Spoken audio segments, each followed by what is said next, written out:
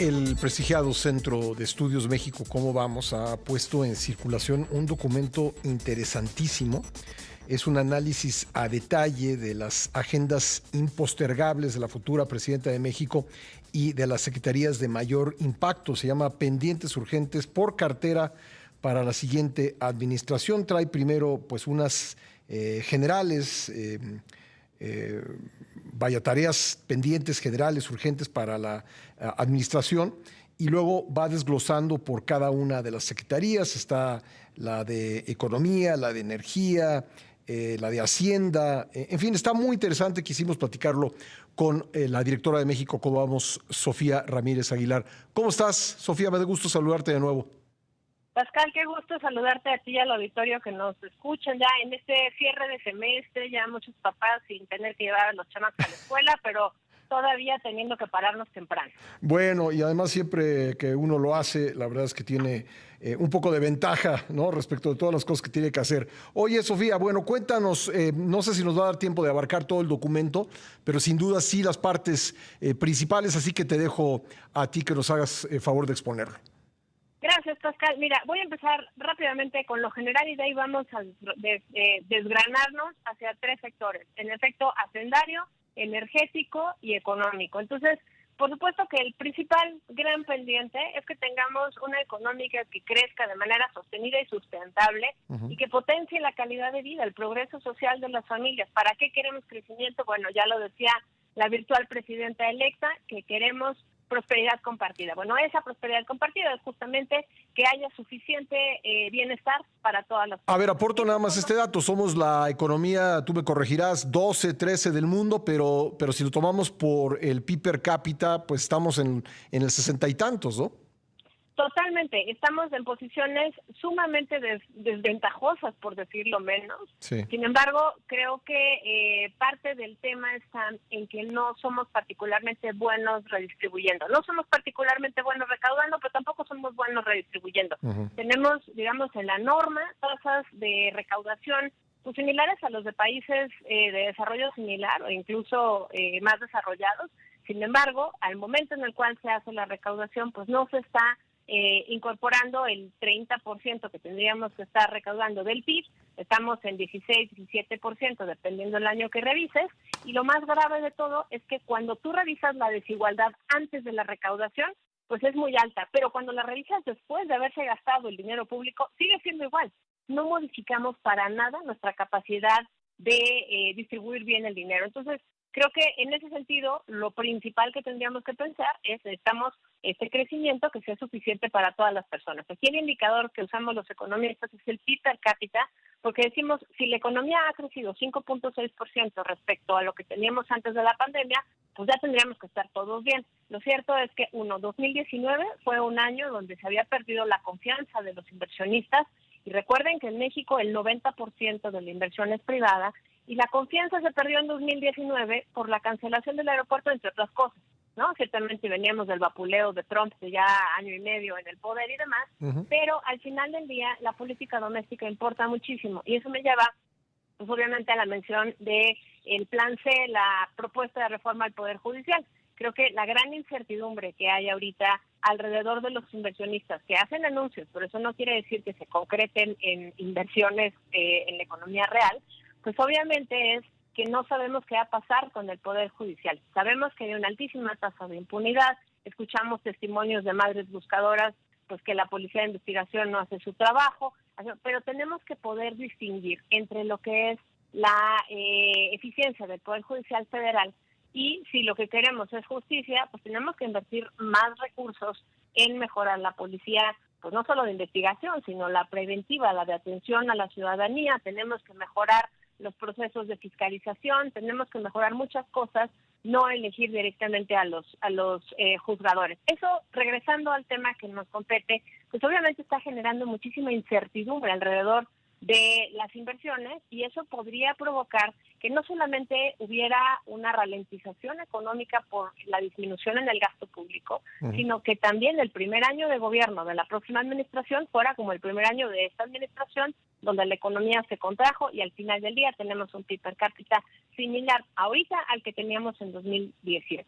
Entonces, ese es el primer punto. Necesitamos economía con dinamismo sostenido y sustentable. Para eso, vamos al punto número 2, necesitamos energía limpia y suficiente.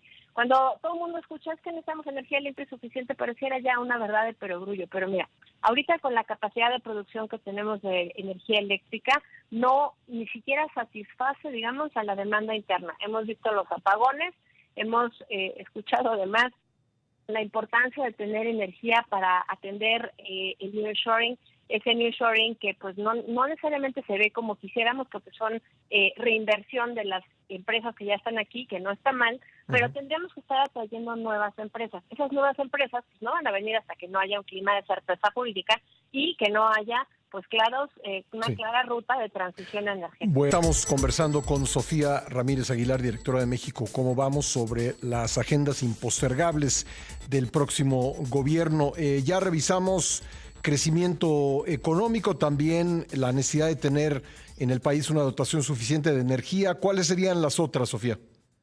Mira, parte, nomás para cerrar el tema de energía, es que necesitamos inversión. Hacían unas estimaciones el Instituto por el Nuevo Clima, publicado en Reforma hace unos días, una estimación que se necesitaban $340 mil millones para poder hacer esta transición energética. Y para que nos demos una idea, en los últimos años hemos tenido de manera anual una inversión extranjera directa del orden de $35 mil millones.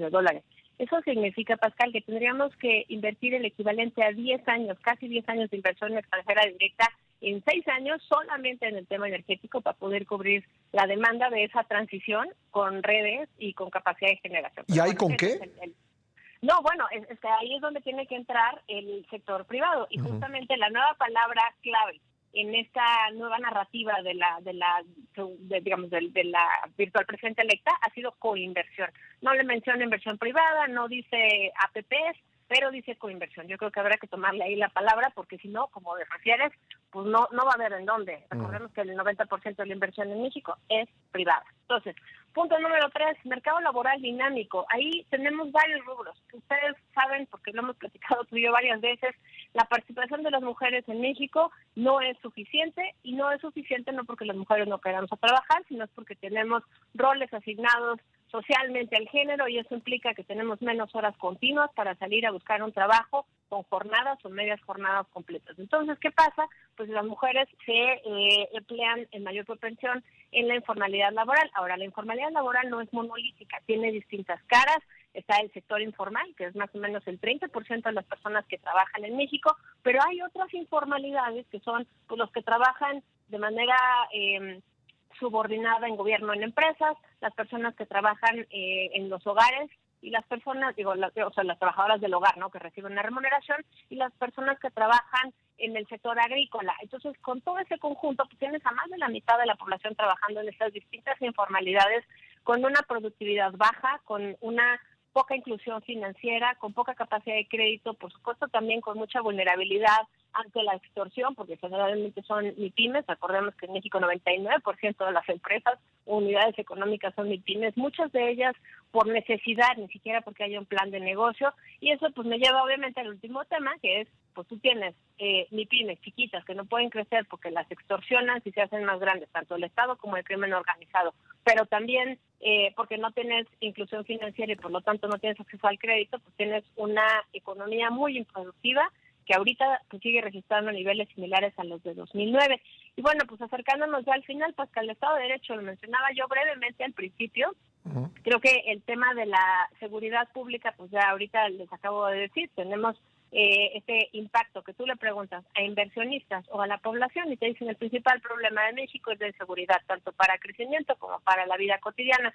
Pero si a eso le sumas pues esto que les acabo de decir, la extorsión como freno al crecimiento, pues es que necesitas invertir en policía de contacto, de primer contacto, de ciudadanía, y esa policía se financia a través de recursos que generalmente venían del gasto programable, lo cual pues obviamente hemos visto que se ha visto comprometido porque cada vez que Pemex abona menos a las finanzas públicas se recorta el gasto programable. Pero también pues tenemos esta promesa de consolidación fiscal, si no el próximo año, en 2 o 3 años. Pero la promesa está ahí porque el riesgo de no cumplir con esa consolidación fiscal pues es que nos quiten el grado de inversión y con ello pues acabemos pagando tasas de interés más altas para la deuda pública. Entonces, como ves, son muchos elementos que se van relacionando alrededor de cómo vamos a financiar la seguridad pública, pero también la certeza jurídica. Y ahí sí, comentar brevemente, como al principio les decía, que cuando no tienes certeza jurídica se frena el tren de inversión, y cuando se frena la inversión se frena el tren de crecimiento de la economía, pues perjudicando a la gente, literal. Se crean menos empleos de calidad. Llevamos ya junio y el mes de mayo, estos últimos 2 meses de lecturas del INS, con pérdidas de empleo de 25,000 plazas y 29,000 plazas respectivamente. Primera vez desde la pandemia, ¿no?, que ocurre eso. 2 meses con decrecimiento en el número de empleos creados. Correcto. Uh-huh. Y finalmente, la parte de fortalecimiento y sostenibilidad de la hacienda pública, porque me encantaría hablar ahorita de temas más amplios como salud y educación, uh-huh, pero creo que claramente estamos invirtiendo la mitad de lo que tendríamos que gastar según los compromisos internacionales en salud. Sí. Las personas estamos gastando desde el bolsillo. Hay una falta de cobertura brutal en salud, pero también no hay métricas de rezago educativo o de calidad de la educación. Sí. Entonces, una agenda muy amplia pendiente que tiene que ver justamente con la sostenibilidad fiscal. Se ha dicho mucho últimamente, pues sí, mucha gente está recibiendo programas sociales, pero si ese dinero que está recibiendo lo tiene que invertir en su salud o en la educación de sus hijos, porque el Estado no está proveyendo ni en salud ni en educación servicios de calidad, pues sale mal el negocio, ¿no? Pues mira, sale mal el negocio sobre todo en términos agregados. Posiblemente muchas personas piensen, bueno, pero ahora puedo decidir dónde mando yo a mi hijo a educar, en una escuela privada, así sea pequeña, pero al final del día lo que tú necesitas pensar como política pública de Estado es que mantengas la calidad educativa alta, homogénea, y que además llegue a las regiones donde eso no es natural. Y creo que aquí estamos olvidando de manera sistemática en los discursos políticos la integración del sur-sureste. Esa nueva administración que va a entrar próximamente en octubre tiene la narrativa de sí incorporar en los polos de desarrollo al sur-sureste. Pero no podemos olvidar que en los 11 estados más pobres del país, que están justamente en el sur-sureste y en el centro, vive el 45% de la población, y son regiones que no necesariamente están integradas ni al tren de comercio exterior, ni a las cadenas productivas que alimentan el comercio exterior, y tampoco tienen salud y educación, que es lo más básico para poder llegar a instalar una planta. Muy bien, pues quiero decirle a nuestra audiencia que apenas tocamos los puntos que atañen al gobierno de la República en general, pero luego hay puntos específicos de varias secretarías de Estado, por lo que te pediría, estimada Sofía, si eres tan amable, de decirnos dónde podemos encontrar el documento completo para quien lo quiera consultar con calma y además entrando en todos los detalles que ahí se presentan. Con todo gusto, @México cómo vamos en todas las redes sociales. Además, estamos desgranando este documento en postales para que quien le interese el comercio exterior vaya y revise qué es lo que se necesita de la Secretaría de Economía. Quien le interese la educación pueda verlo en un hilo de educación. No dejen de seguirnos también en la página mexicocomovamos.mx. Se van a sorprender lo ágil y fácil que es entender la economía, porque le ponemos colorcitos, muñequitos y semáforos para que sea algo atractivo, porque al final del día de todas las familias vivimos de nuestro ingreso laboral principalmente, y bueno, pues nos interesa que nos alcance para llegar a fin de mes. Y créeme que yo consulto la información de ustedes a cada rato para el trabajo periodístico, y felicidades por este documento. Gracias, Sofía. Un fuerte abrazo, Pascal. Hasta luego. Gracias, Sofía Ramírez Aguilar, directora de México. ¿Cómo vamos?